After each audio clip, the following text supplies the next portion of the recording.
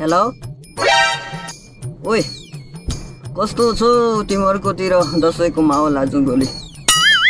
अरे यार भाइ कस्तो वाक्क न दिक्क छ यार। किन र? छन त मासु नभएर वाक्क न दिक्क छ नि। तर के गफ लगाइदिन्छु। अब के नहुनु र यार, घरै परि मासु नै मासु छ। त्यही भएर क्या मलाई आज वाक्क न दिक्क लागिसक्यो मासु खाँदा खाँदा पनि। हो र?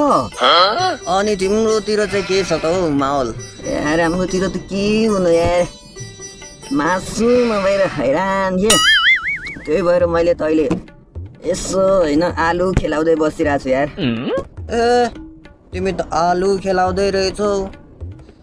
या हाम्रोतिर त मासु भरे भएर। साँच्ची कुकुरलाई त्यो मासुको के दिन्छन् रे? के दिनु यार, हड्डी दिन्छन् नि हौ। ओहो हड्डी पो दिने ला हो।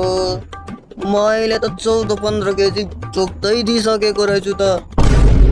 होइन यो केटाले गाउँ मात्रै गर्दिन कि साँच्चै हो? केही नगरी भएन, छड्के चेकिङ।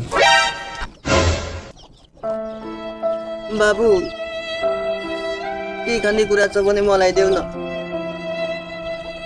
सबैले मासु देऊ न। छैन मासु सासु, यो आफूलाई त मासु नभएर दसैँ जस्तै लागिरहेको छैन। तिमीलाई चाहिँ मासु चाहियो, ल मेरो तर्फबाट मासु।